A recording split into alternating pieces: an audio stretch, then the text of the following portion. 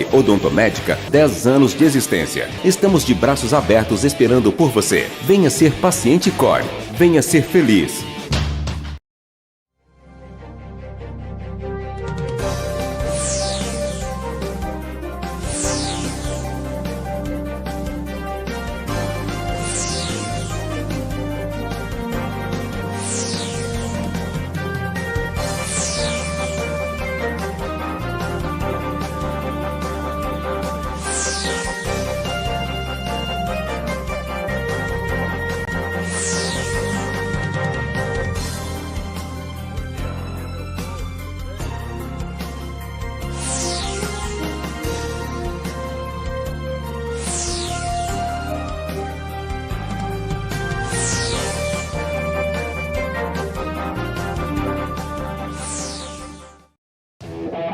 Core Odontomédica, 10 anos de existência. Estamos de braços abertos esperando por você. Venha ser paciente Core. Venha ser feliz.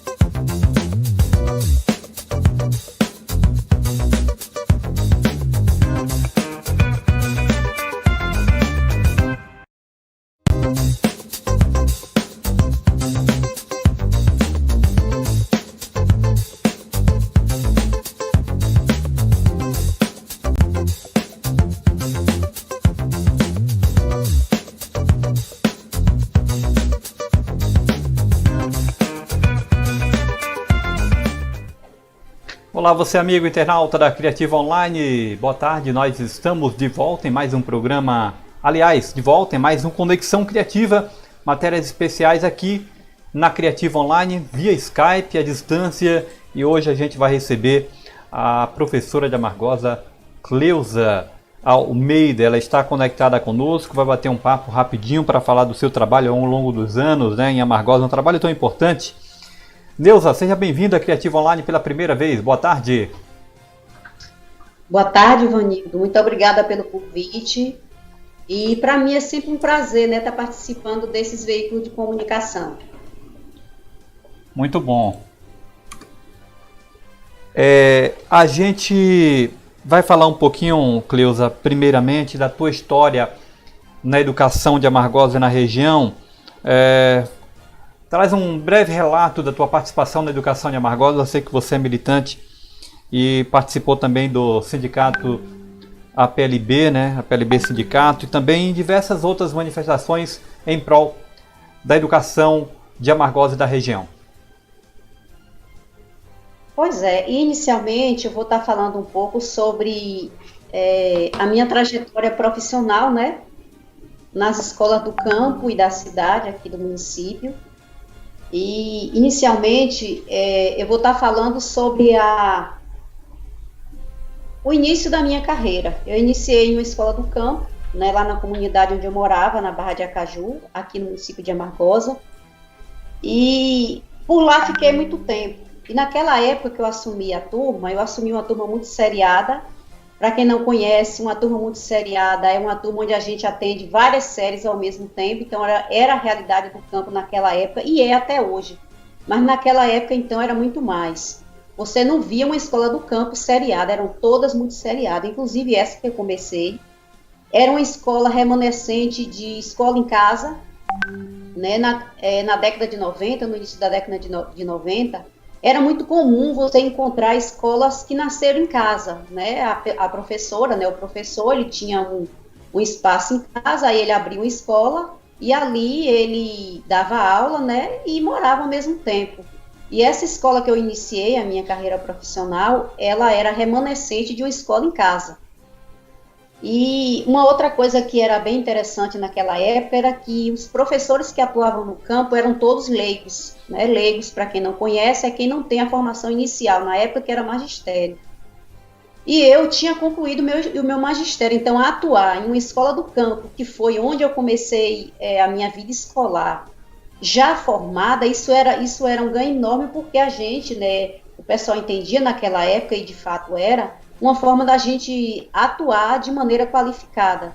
Então tinha uma outra professora lá que trabalhava comigo, eu trabalhava num turno e ela trabalhava no outro, né, dividíamos a turma, e foi lá que eu iniciei, né, na escola Professor Rosalino, na Caixa de Água das Pintas, que era uma escola do campo. Né? E mais para frente eu vou estar falando da necessidade de ir para a cidade, que eu também atuei na escola da cidade, atuei e atuo.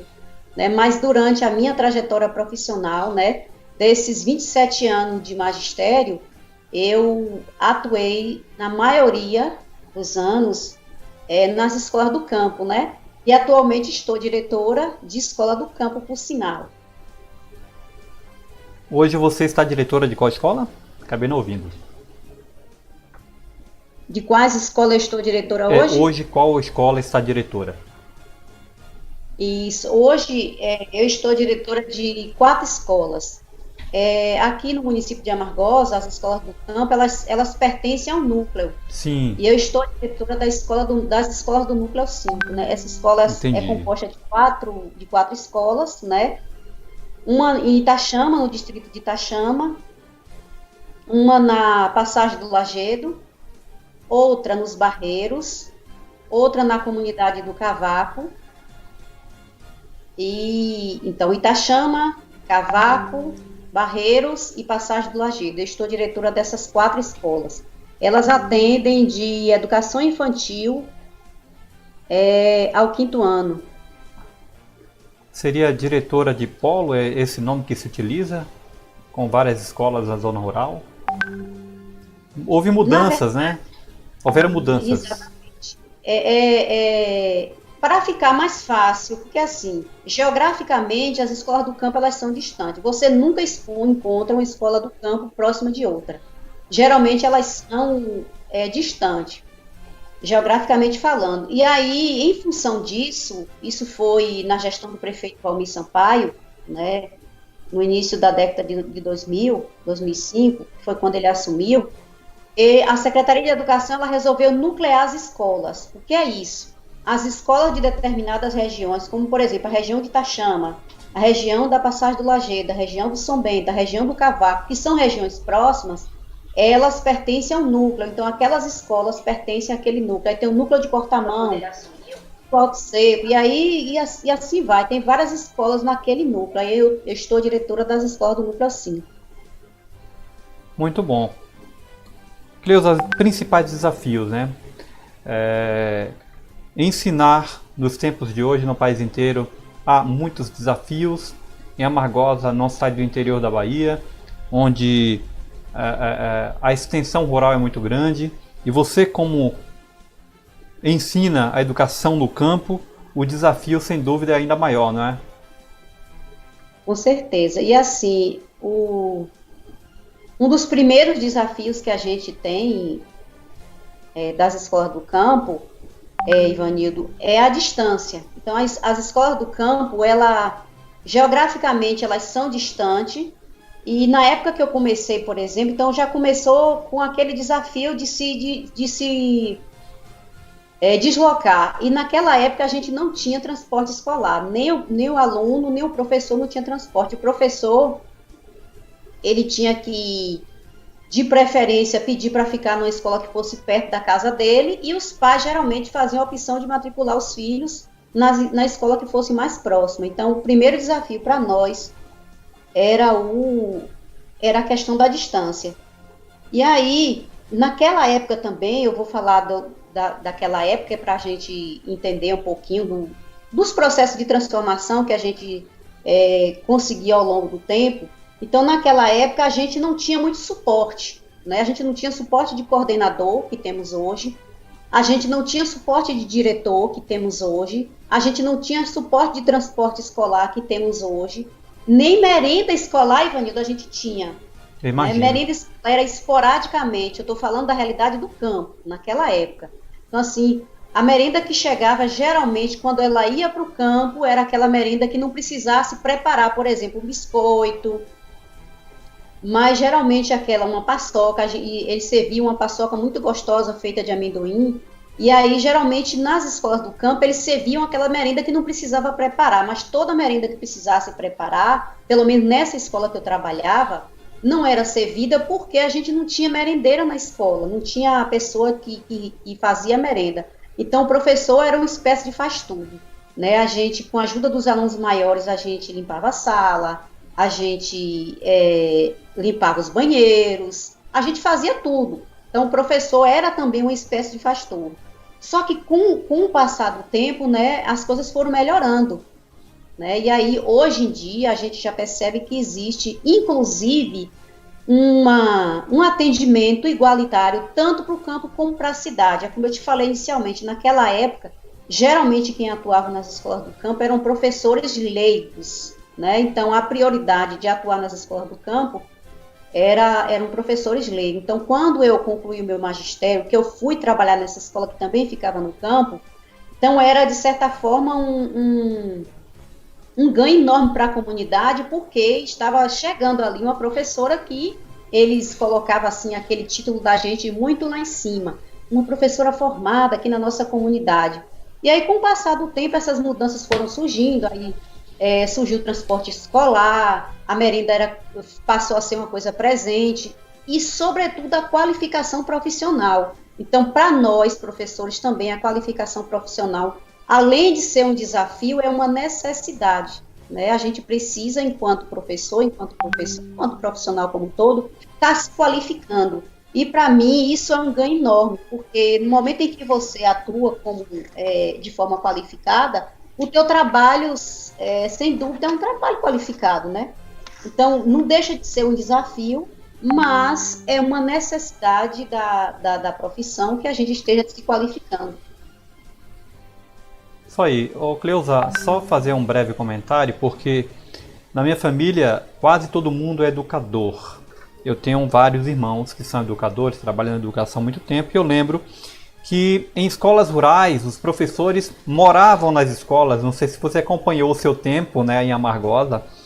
Eles moravam sozinhos, cuidava, né, de toda a estrutura da escola, além de preparar as aulas durante a semana, né? Você chegou a passar por isso também, ou foi uma situação um pouco diferente?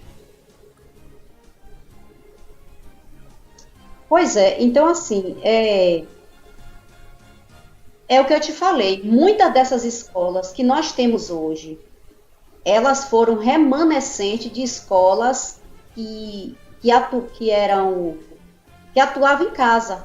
Por exemplo, essa que eu trabalhei, as escolas que eu estudei na época da minha vida escolar, da primeira à quarta série, eu estudava numa escola que funcionava em casa. A minha professora, ela morava na comunidade e ela dava aula na casa dela. Quando eu passei a trabalhar, eu também passei a dar aula, não na minha casa, mas na casa de uma colega que, pouco tempo depois, construíram um prédio, desses prédios pequenininhos, de uma sala só. Mas era muito comum, né, a gente ver aqui na realidade de Amargosa, professores e professoras que tinham escola em casa, a escola funcionava em casa, ele morava ali, né, e geralmente não eram professores que vinham de fora, eram professores que moravam na própria comunidade. E aí acontecia o seguinte, quem tinha uma formação, foi daí também que surgiu o professor leigo. Quem não tinha uma formação, coisa que era muito difícil, principalmente para o campo, né? Na sede, na cidade, era mais fácil da gente conseguir, na zona urbana, mas para quem trabalhava e morava no campo, era complicado conseguir pelo menos uma formação inicial, quiçá uma formação superior. Naquela época ninguém nem sonhava, até porque nem tinha aqui, né? Nem no Vale do Jiquiriçá, nem aqui em Amargosa. E aí, em função disso, muitos professores, muitas salas de aula nasceram nas casas das pessoas, e muitos professores, eles eram leigos, só que aí houve também uma oportunidade, né, gradual, aqui no município de Amargosa, desses professores se qualificarem. Então, muitos que tinham na rede naquela época que eu comecei, que ainda não eram, digamos assim, não tinha a formação inicial, que era magistério, eles participaram de um curso chamado Prolego, né, que foi implantado pela prefeitura na época, e aí esses professores, eles tinham aula, né, como se fosse aula de formação continuada, até eles concluírem o ensino médio e terem a formação inicial, que era magistério. Mas aqui em Amargosa não foi diferente de outras cidades, não. Eu não sou tão, digamos assim, tão velha, mas quando eu iniciei, ainda existiam muitos professores leigos, e ainda existia muitas professoras e professores que trabalhavam e moravam, né, na comunidade. A sala de aula funcionava na própria casa do professor ou da professora. Então, Cleusa, são vários desafios na educação nos tempos de hoje, e claro, ao longo de todos os anos, a educação sempre foi um desafio para todas as pessoas, para os profissionais de educação, mas principalmente para os professores. E hoje, num tempo de pandemia, trabalhar em home office, o desafio é ainda maior, né? Trabalhar em casa nesse momento aí em que as aulas presenciais não estão acontecendo por conta do coronavírus. A dificuldade é ainda maior para vocês, né? Pois é. Então, assim, essa pandemia, ela pregou uma peça em todos nós, né? Não só nós professores, como também todos os outros trabalhadores e trabalhadoras, fomos pegos de surpresas em função dessa pandemia. Só que a pandemia está aí, né, em curso, mas a vida precisa continuar. Então, para nós professores, trabalhar home office, porque você, como diz aí, que tem uma família de educadores, então você deve ouvir ou ver eles comentarem sobre a necessidade que existe entre haver a interação entre professor e aluno. Então, assim, não é que a educação à distância ela não funcione, mas a gente sabe, principalmente nas séries iniciais, né, na educação básica, séries iniciais da educação básica, a interação entre professor e aluno, ela é imprescindível, né? Então, essa construção, que é uma construção mediada pelo professor, pela professora, né, ela é simultânea, né, e no momento em que a gente interage com o aluno, a gente não só ensina, como a gente aprende também. Então, essa interação que há entre professor e aluno, ela é extremamente necessária e ela é vital na sala de aula, né? E em função dessa pandemia, ela foi interrompida, né? Então, hoje nós temos uma educação que funciona em home office, onde nós, professores, temos muito pouco contato com os nossos alunos, eles recebem atividades em casa, né, para realizarem, são orientados à distância, mas a gente sabe que as famílias também têm contribuído, né, têm somado conosco, mas a gente sabe que isso não substitui a presença do professor, da professora, né? Em hipótese alguma, essa educação, ela teria como dar os resultados que ela precisa dar, ela teria o êxito que teria, né, se a gente não tivesse, digamos assim, a importância do professor, da professora, estar na sala de aula, estar fazendo esse trabalho, estar mediando esse trabalho, até porque esses 27 anos de profissão professora, ele me ensinou muitas lições. E uma das lições que eu aprendi é que a gente aprende mais no contexto de sala de aula do que na própria universidade, no espaço acadêmico. Eu fui beneficiada nesse sentido porque a minha formação superior, eu sou graduada em normal superior, eu sou pós-graduada em psicopedagogia, sou licenciada em biologia, sou bióloga também.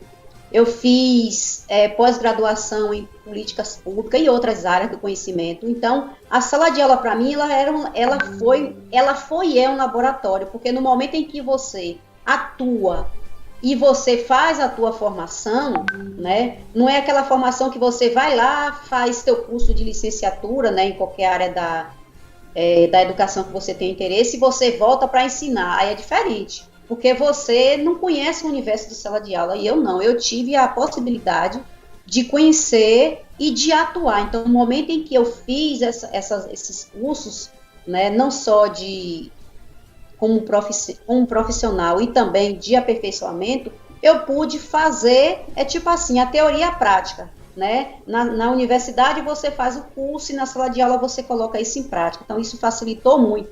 E aí, imagine você em tempo de pandemia, como a gente transformar todo esse conhecimento, né? Todo isso, toda essa gama de possibilidades que a gente tem no dia a dia, todas essas interações, home office. Então, assim, eu creio que é um desafio para nós professores, é um desafio para os alunos, é um desafio para as famílias, porque as famílias também elas não estavam preparadas para lidar com tudo isso. E aí, só para ilustrar essa minha fala, Ivanildo, hoje eu conversei com uma aluna, né? E aí ela me mandou uma mensagem no Messenger me perguntando quando era que as aulas iam voltar. Quando é que as aulas vão voltar? Eu não aguento mais ficar em casa. Eu não aguento mais fazer tarefas sem a senhora para me ajudar. Então, assim, sem as minhas prós para me ajudar. Então, a gente percebe que existe já um desgaste muito grande, né? Não só da parte da criança, como também nós, porque a gente fica nessa agonia, nessa angústia de estar levando sempre o melhor, de estar sempre buscando, mediando da forma que puder. Mas, assim, é uma situação complicada, né?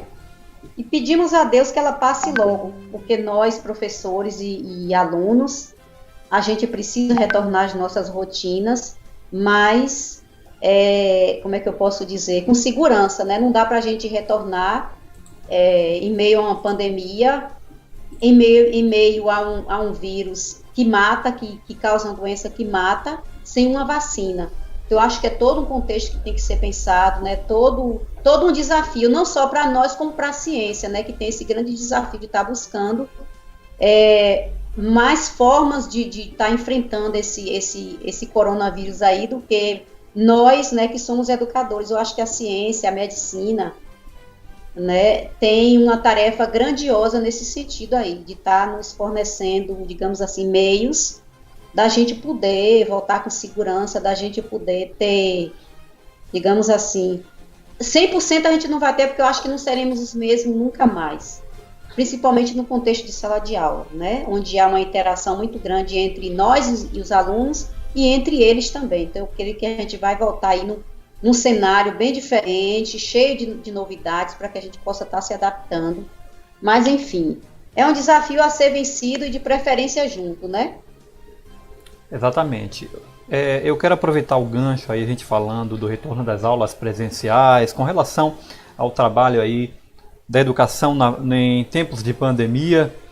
A gente fez uma enquete, Cleusa, está lá no portal criativoonline.com.br. A gente pergunta o seguinte: você se sente seguro para voltar às aulas presenciais neste momento? 88% dizem que não,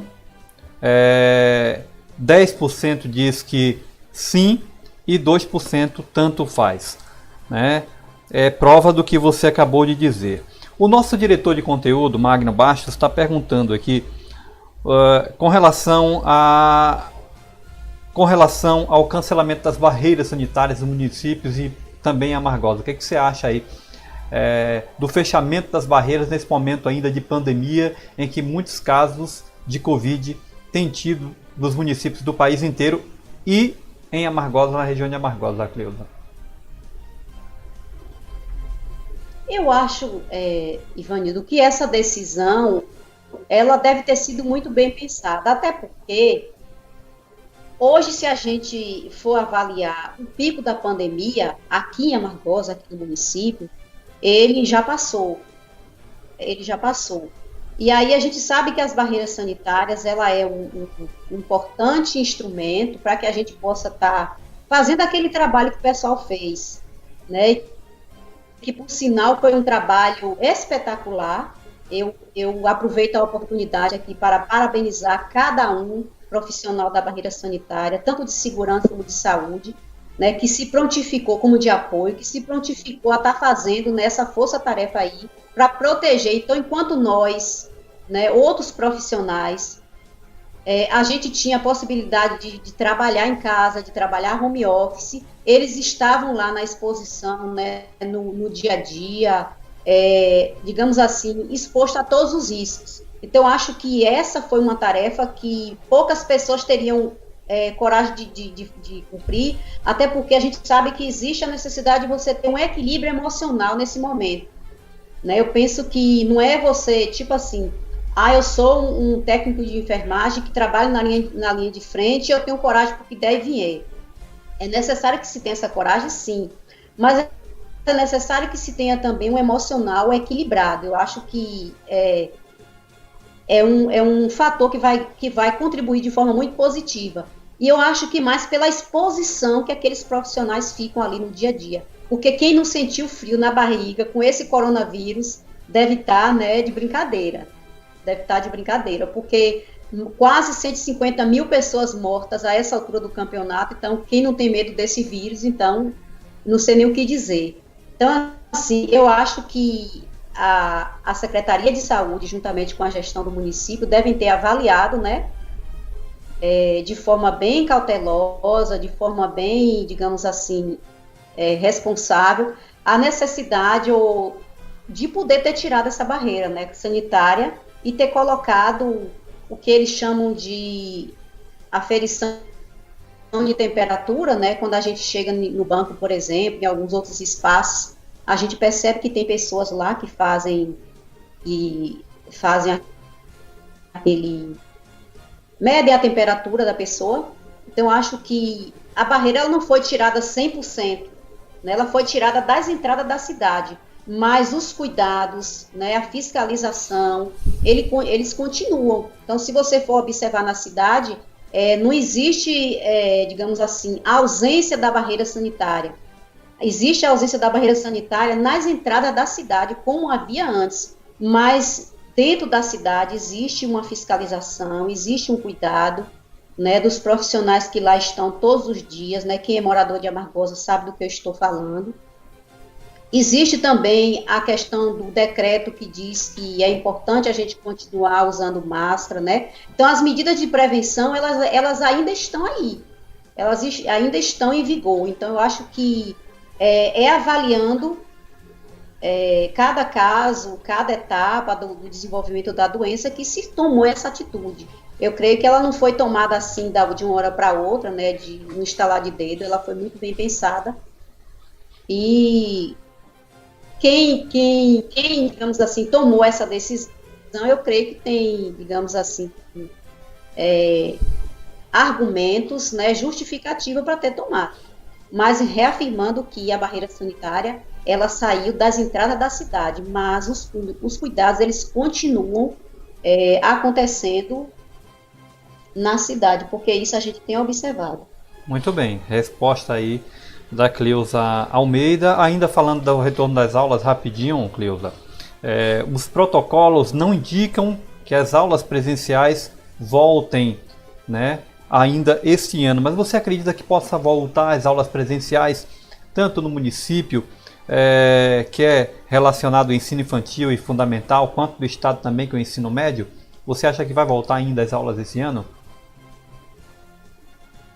Ivanildo, expectativas existem, né? Eu acho que elas nunca deverão deixar de existir.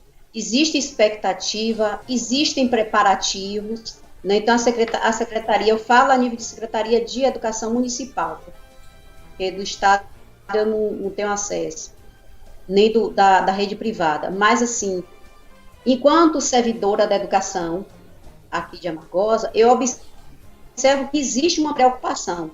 Existe uma preocupação de se preparar para esse pós-pandemia, porque não dá para você dizer assim, está na hora de voltar, vamos se preparar. Não. É tipo assim, quem vai para o mar se previne em terra. Então, existe toda uma preparação com relação ao espaço físico. Existe todo um cuidado também com relação aos profissionais da rede.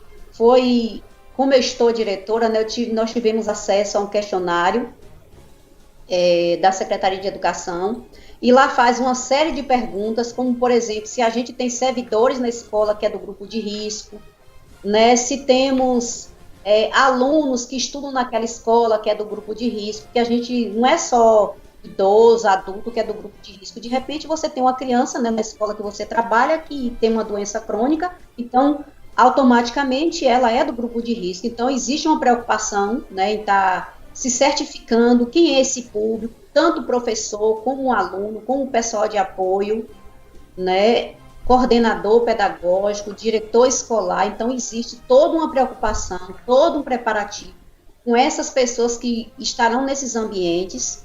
Existe também uma questão de prepararmos o ambiente físico, porque não adianta também a gente voltar do pós-pandemia, ou agora, o ano que vem, ou seja, quando for, sem a gente estar preparado para o que vier, né? Eu penso, agora é a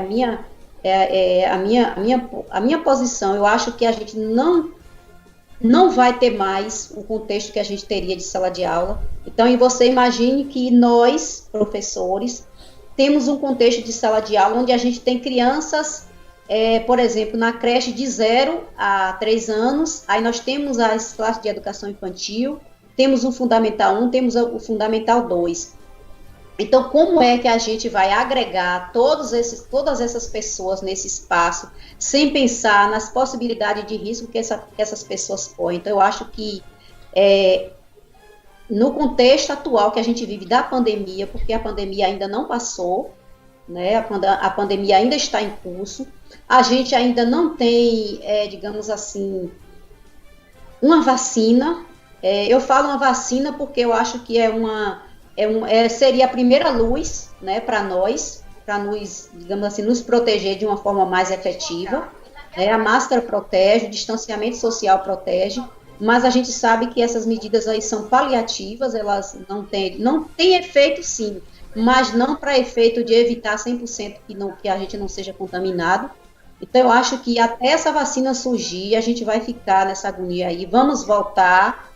Vamos agora, não se sabe quando, já existe um preparativo, como eu te falei, para a rede, né, nesse sentido, pós-pandemia, porque precisa haver, existe todo um contexto que está sendo preparado, mas sem data para votar, né.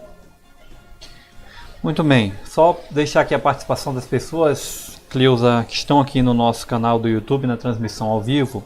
A Marilândia Telle está participando, dizendo que você a representa. Heraldo Cunha de Jiquiriçá também participando, ela veio da mesma realidade minha. Heraldo Cunha é um professor lá de Jiquiriçá. Lucas Souza também. Aqui eu tenho também o próprio Heraldo ainda. As mulheres precisam se organizar para terem suas representantes na política local, algo pouco existente ainda na nossa região. Heraldo Cunha. Nino Souza, boa tarde. Nino de Amargosa também deixando a participação aqui na nossa transmissão ao vivo. Legal esses comentários, né? Você que inclusive, Cleusa, é bom falar da tua militância, buscando enfatizar o nome da mulher, tanto no legislativo quanto na educação, na sociedade em geral, né? Pois é, Ivanildo, a mulher, ela precisa protagonizar os espaços, ela precisa eu desde sempre, eu penso que, falando da minha pessoa, por exemplo, eu nasci numa família, né, de poucos recursos financeiros, mas eu tenho um pai, né, e eu tinha uma mãe, que hoje eu não tenho mais, que foram, assim, pessoas muito presentes na minha vida, né. Eu sou a quinta filha de uma família de 7, né, são 6 mulheres e um homem, e na minha vida inteira eu sempre escutei que a mulher, ela não pode andar nem na frente do homem nem atrás, que ela precisa andar ao lado do homem. Então eu penso que, eu não estou falando do homem marido, do homem esposo, estou falando do homem enquanto pessoa, enquanto ser humano. Então, eu acho que o que a mulher tem a fazer, ela tem a contribuir na sociedade, não é muito pouco não, viu? É muita coisa. Eu acho que já mostramos isso. Hoje em dia, se você for observar muitas das realidades que a gente tem, tanto de trabalho como de poder social, as mulheres estão presentes. E aí, falando aqui da nossa realidade, eu acho que o empoderamento feminino na política, ele tem que existir, né? Geralmente, os partidos políticos acolhem as mulheres por cota, né? Só cada partido eles destinam 30% de suas vagas para as mulheres, então que se ocupe, né? E com o tempo que se conquiste ampliar essa participação.